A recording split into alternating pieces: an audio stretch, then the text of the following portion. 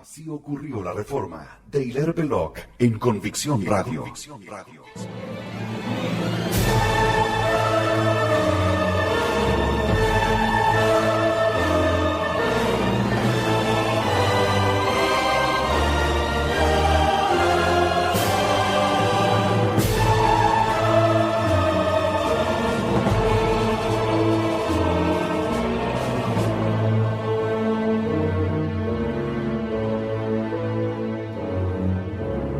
La reforma fue un levantamiento de los ricos contra los pobres. Esta máxima quizás sea lo que mejor resume la importante crónica contenida en este programa, que describe la fenomenología de la reforma de Lutero, Calvino y Enrique VIII, el comienzo del capitalismo y la legalización de la usura, considerada cada vez más como legítima, natural y hasta beneficiosa.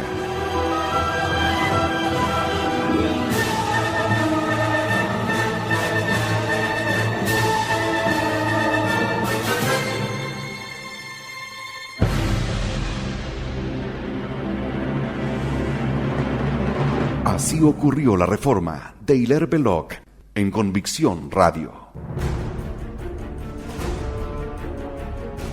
Capítulo 5. Calvino. Primera parte.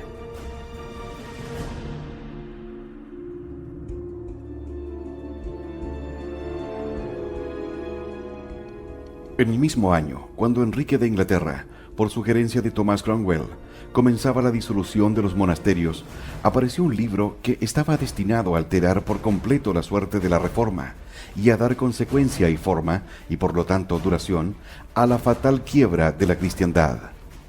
El libro era Las Instituciones, escrito por un francés de Noyon, un tal Jean Calvin. Se habla frecuentemente de libros que han cambiado al mundo. Usualmente esto es exagerado y carece de exactitud. Con mucha frecuencia, un libro de gran efecto no es sino la exposición, la formulación en forma clara de ideas ya ampliamente admitidas. También es frecuente que un libro obtenga gran importancia histórica como causa, cuando no es sino la manifestación de alguna institución ya fundada, que continuaría con el mismo vigor, aunque el libro no hubiese sido compilado. Pero en el caso de este libro de Juan Calvino, por utilizar la forma inglesa de su nombre, nos aproximamos tanto como es posible en la historia moderna a una obra escrita que fue, por sí misma, un agente y un agente único. Tampoco debemos exagerar en esto. El efecto del libro se debió principalmente a que apareció cuando lo hizo. Suministró exactamente lo que se necesitaba. Vació a la reforma en un molde en momentos en que el movimiento era un fluido, cuando el crisol todavía estaba en ebullición. Si el mismo libro apareciera hoy, no causaría el mismo efecto. El mismo libro, publicado en el siglo XIII, habría tenido un efecto importante, pero no el mismo, porque el comienzo de la Edad Media era sano, y no fue hasta la muerte negra que Europa se cubrió de tinieblas. No obstante, la verdad es que las instituciones de Juan Calvino hicieron más que cualquier otro factor de la reforma para imprimir, dar forma y hacer permanentemente lo que durante más de 300 años hemos conocido por protestantismo, cuyo estilo ético ha tenido efectos tan potentes sobre la historia de nuestra raza. Y es verdad, es una prueba excelente de que la mente humana vive por la doctrina y que el raciocinio claro se sobrepone a la mera emoción. Hasta que apareciera ese libro, la Reforma había vivido durante 20 años a base de protesta e indignación contra los más recientes abusos en la Iglesia. Las doctrinas habían sido diversas y conflictivas, su curso tortuoso, verdadero remolino.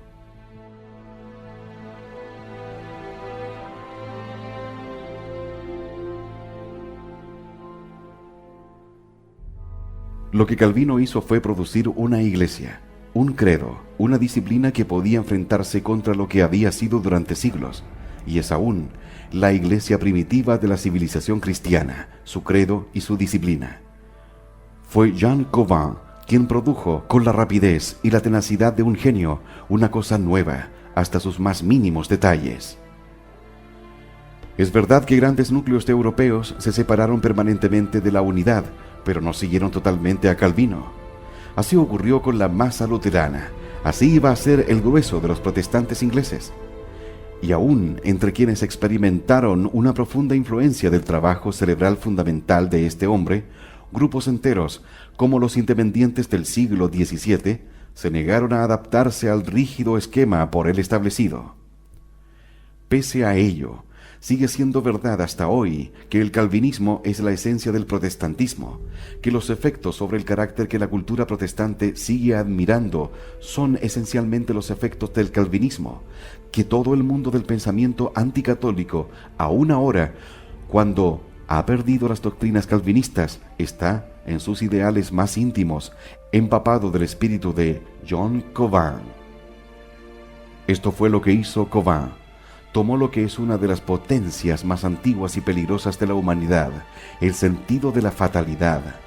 Lo aisló, lo convirtió en supremo, lo introdujo por fuerza, amasándolo con su espíritu potente dentro del esquema que los cristianos todavía asociaban por tradición con la santidad y la autoridad de su religión ancestral. Dios se había hecho hombre, y Dios se había hecho hombre para redimir a la humanidad. Esto no formaba parte de la antigua idea del hado inevitable. Por el contrario, era un alivio de la pesadilla pagana. Los que tenemos fe decimos que el objeto de la encarnación fue librarnos de aquella pesadilla pagana.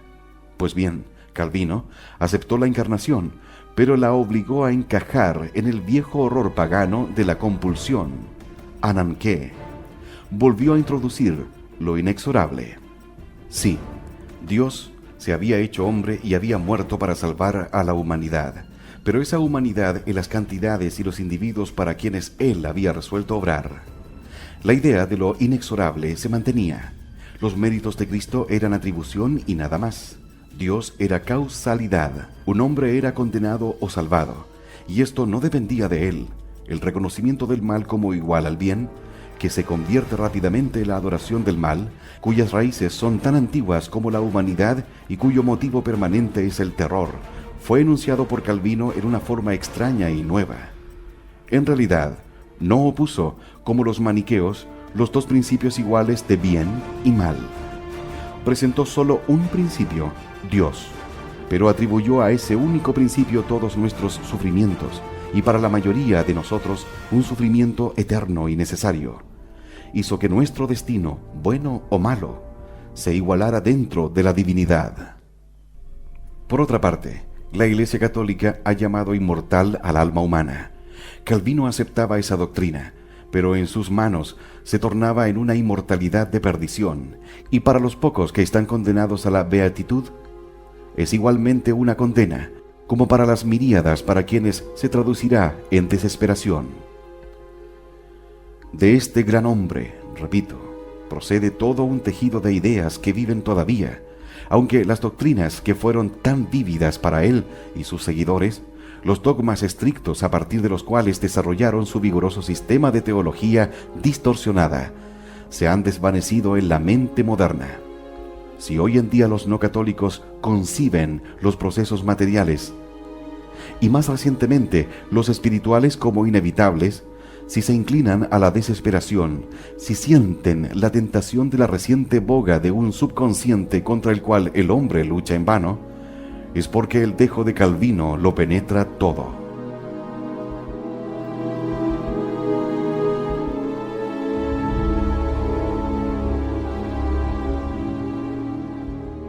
Hoy se puede encontrar la influencia de este hombre en áreas de pensamiento inesperadas. Fue él, por ejemplo, quien dijo que los ministros debían proceder de una elección, pero que una vez electos tenían autoridad sobre los electores. ¿Qué mejor paralelo de la trampa parlamentaria, de la falsedad que hoy Europa recién está comenzando a percibir? Fue él quien, de un modo no general, como el de los viejos eruditos humanistas, sino directo y dogmático, opuso los documentos, aunque fueran fragmentarios, a la voz viviente de la tradición. Él fue quien volvió fútil la humanidad y transformó en una virtud el apetito de las riquezas. Él fue quien desató la guerra contra la alegría. Él fue quien erigió en forma definitiva el muro que en Europa separa el espíritu católico de sus oponentes. Él quien construyó una nueva fuerza positiva, orientada en contra de la fuerza positiva que era la Iglesia Católica. Es una historia extraordinaria. El libro fue escrito por un hombre muy joven, que tenía solo 25 años cuando lo produjo. Fue escrito por un joven que después de 7 u 8 años de reclusión académica había abarcado, con una laboriosidad increíble y con la minuciosa exactitud de una memoria retentiva, toda la extensión de los estudios que necesitaba para su objeto. No fue el único picardo, que en la historia demostró lucidez, frialdad y rigidez en sus planes. Su comprovinciano Robespierre es otro ejemplo famoso, porque no se puede distinguir Artois de picardía.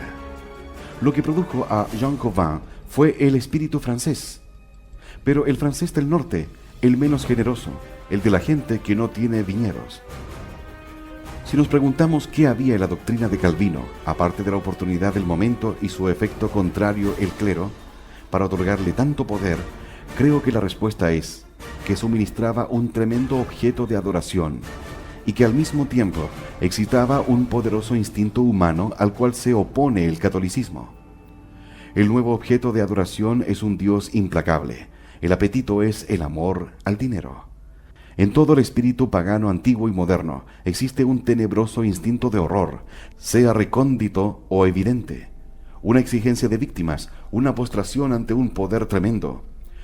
Calvino suministró las víctimas. Recordemos que sus ardientes discípulos eran los elegidos, los condenados eran los otros. En cuanto al amor al dinero, una filosofía que negaba las buenas obras y encarnecía la abnegación, se desataba con toda su violencia. Calvino pidió a los hombres que se enriquecieran, y ellos lo han hecho. Continuó viviendo con un efecto creciente, incansable, de difusión cada vez más amplia. Convirtió a Ginebra en otra Roma, suministró un polo de energía y un núcleo para la incipiente lucha contra la ortodoxia, pero lo consiguió creando una nueva ortodoxia que era una armadura. Que pocos leen las instituciones, quien desea entender la enorme grieta abierta en Europa, debiera conocer por lo menos las partes más significativas de esa obra. Hay en inglés una excelente traducción de Allen, publicada a mediados del siglo XIX, y quien recurra a ella podrá encontrar todas las características que acabo de describir. Encontrará también, si mantiene un espíritu perfectamente prescindente, lo que todos los seguidores de Calvino y la mayor parte de sus críticos niegan, esto es, las curiosas faltas de sinceridad ocasionales que son tan propias del creador de un sistema. Es evidente que produjo primero el sistema en su mente y luego logró adoptar forzosamente las evidencias. Esto se advierte especialmente en sus citas de San Agustín y notablemente en sus balbuceos sobre la palabra sacrificio en relación con la Eucaristía. Léase cuidadosamente el capítulo 18 del libro cuarto y véase si no es así. La misma evasión o sobrevuelo de las evidencias en el tercer capítulo del mismo libro, donde trata de hallar argumentos para la elección de los ministros. En cuanto a su extraño deleite, la venganza, a lo que podríamos llamar justicia divina, pero que él considera divina necesidad, sírvase considerar el breve pasaje sobre los tormentos del infierno, en el 25 capítulo del libro segundo.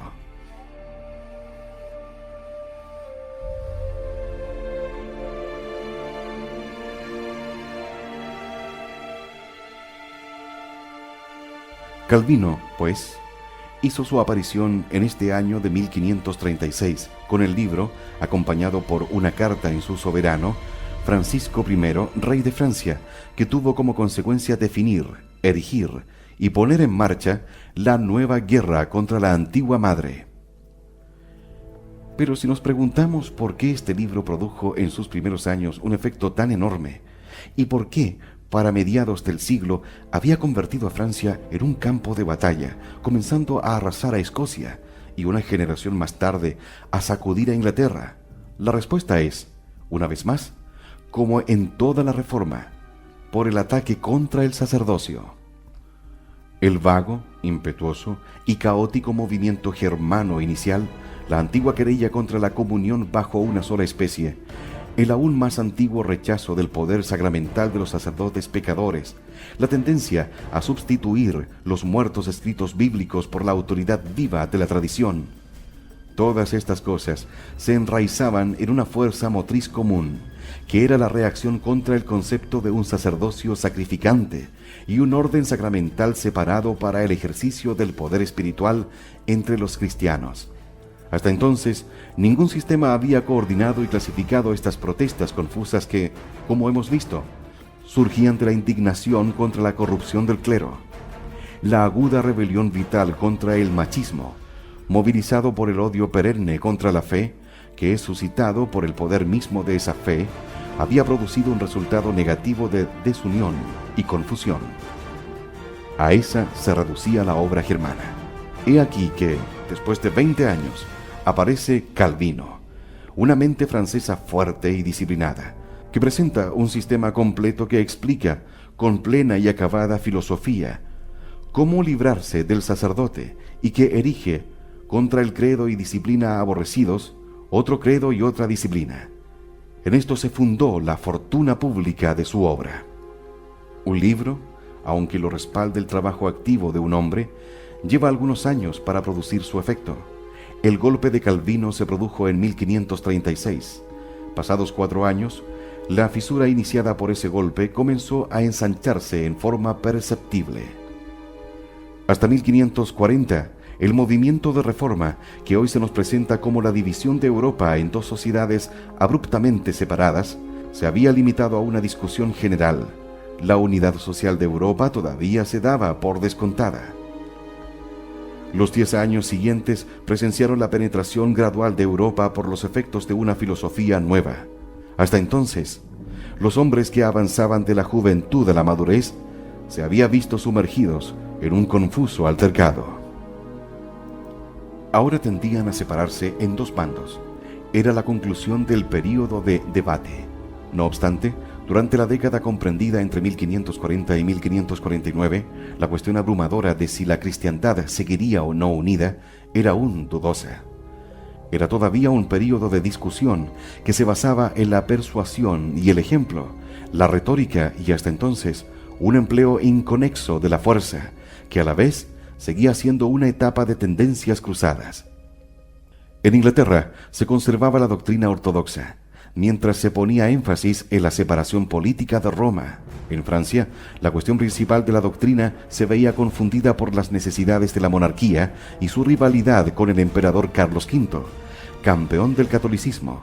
En los numerosos principados y ciudades germanas existía una tendencia creciente a admitir que la solución era imposible. La política fatal de la desesperanza y la aceptación final de la división iba cobrando fuerzas.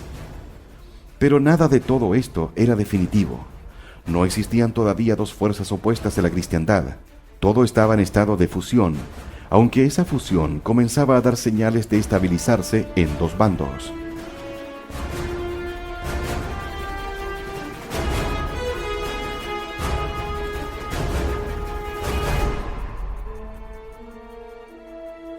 Nuestro interés principal son 3 unidades: Francia, Inglaterra y el Imperio, incluyendo, naturalmente, a los cantones suizos como parte marginal del sistema imperial.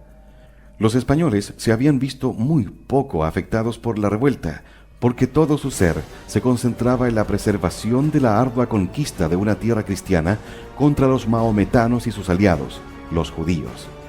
De ahí la intensidad de una inquisición.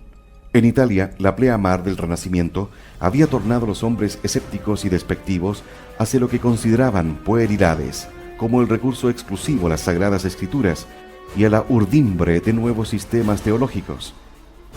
En Escocia aún no se había encendido el fuego. Los Países Bajos, principal terreno estratégico, aún no habían entrado en juego.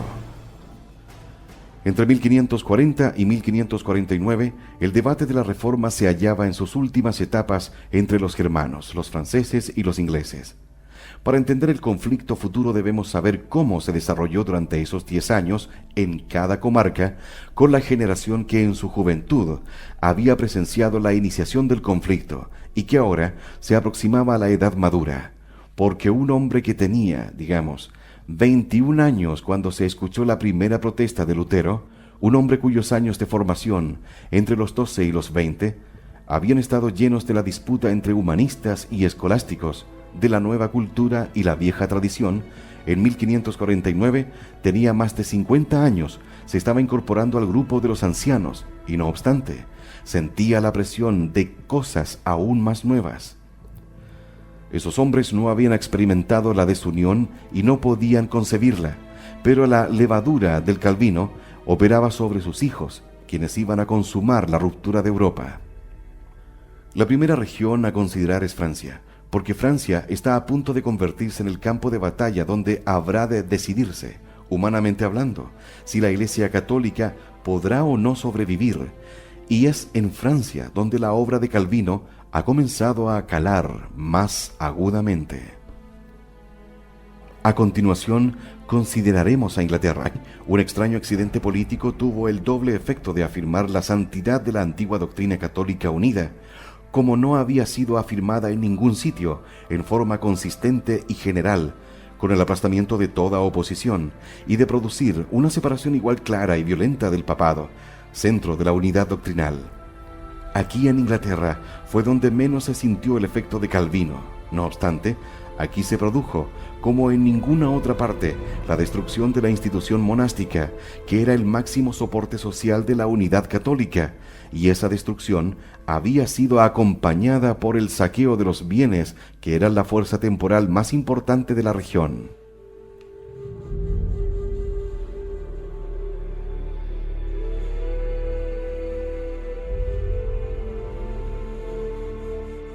Finalmente tenemos a los germanos. Entre ellos, aunque más efectivamente que en Inglaterra, Calvino aún no había operado como ya lo había hecho en Francia. Toda Germania estaba aún bajo el impulso de su primitivo y confuso movimiento, con el impulso de 20 años tras de sí. Tenía la experiencia de príncipes y ciudades que desafiaban triunfalmente a la corona, y la última fase del debate en Germania fue una rendición ante los rebeldes. Ya hemos visto que no existía un poder central fuerte como en Francia e Inglaterra. Hemos visto también cómo el poderío turco había paralizado las últimas pobres oportunidades del emperador, rey nominal de toda Germania, para imponer su voluntad. Vamos a considerar estos tres territorios, Francia, Inglaterra y Alemania, con mayor detalle durante la última fase del período de debate. Los años que preceden a 1547 al 49, durante los cuales el libro de Calvino continuó aumentando su influencia. En cuanto a los franceses, debe observarse especialmente que entre ellos había comenzado mucho antes de Lutero una tentativa de reforma dentro de la Iglesia. No digo que esto no fuera peligroso, pero afirmo que era ortodoxo. Hombres como Lefebvre de Etaples y el obispo de Meaux y sus seguidores habían iniciado una corriente hacia una reforma racional, una corrección de los monstruosos abusos, un intento de poner nuevamente de pie a la sociedad cristiana por fomentar el sentimiento religioso personal, que no hubiera necesariamente destruido la unidad, sino, más bien, y sin duda luego de larga y violenta discusión, habría anticipado lo que posteriormente se produjo, una reforma de la Iglesia desde su interior, una Iglesia purificada de inequidades entre sus miembros, de anomalías en la práctica y de abusos en las costumbres, pero con la plenitud de su personal y santa individualidad no solamente preservada, sino revitalizada. Pero este original intento de reforma interna que los franceses, muy en carácter, iniciaron, fracasó.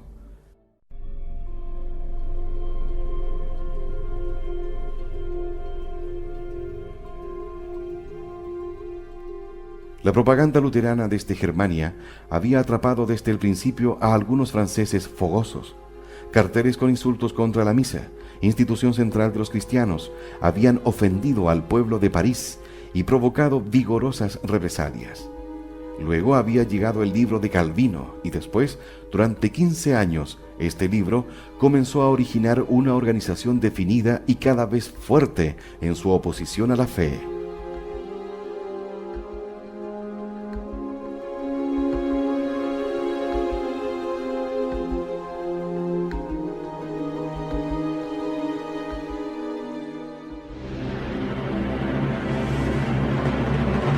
Así ocurrió la reforma de Hilaire Belloc en Convicción Radio. Siempre por la verdad.